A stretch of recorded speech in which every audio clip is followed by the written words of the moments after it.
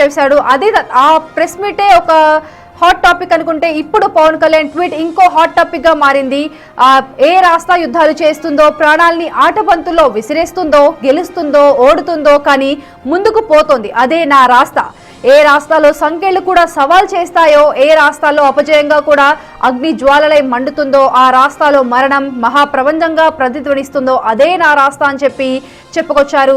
శేషేంద్ర కవి మాటలు పవన్ కళ్యాణ్ ట్వీట్ చేశారు. ఆధునిక మహాభారతం నుంచి ఇది ట్వీట్ చేసి ఇది కూడా కొత్త హాట్ టాపిక్ గా మారింది. దీని అర్థం ఏమొస్తుంది అనంటే, ఎన్ని సవాళ్లు ఎదురైనా సరే వెనుకడుగు వేయను, ఒకవేళ నా చేతికి సంకెళ్ళేస్తే ఆ సంకెళ్ళు ఇంకా బలంగా ప్రేరేపిస్తాయి, నన్ను ఇంకా గట్టిగా ప్రయత్నించు అని చెప్పి ఆ విధంగా అర్థం వచ్చేలా ఈ కవిత్వాన్ని రాసుకుంటూ వచ్చారు పవన్. మరి చూడాలి నెక్స్ట్ నుంచి జనసేన క్షేత్రస్థాయి నుంచి ఎంతవరకు పాసిబుల్ వేలో పని చేయగలుగుతుంది, ప్రజల మనసుల్ని గెలుచుకోగలుగుతుంది, లేదంటే ఇంకా ఒక ప్రతిపక్ష నాయకుల నుంచి కూడా ఒక ఎద్దేవా వస్తుంది ఏంటంటే ఇక్కడ కూడా ఏదైనా పొత్తు పెట్టుకొని ఎన్నికల్లోకి వస్తావా అన్నట్లు క్వశ్చన్స్ కూడా వచ్చాయి. దానికి పవన్ కళ్యాణ్ ఎటువంటి క్లారిటీ ఇవ్వలేదు.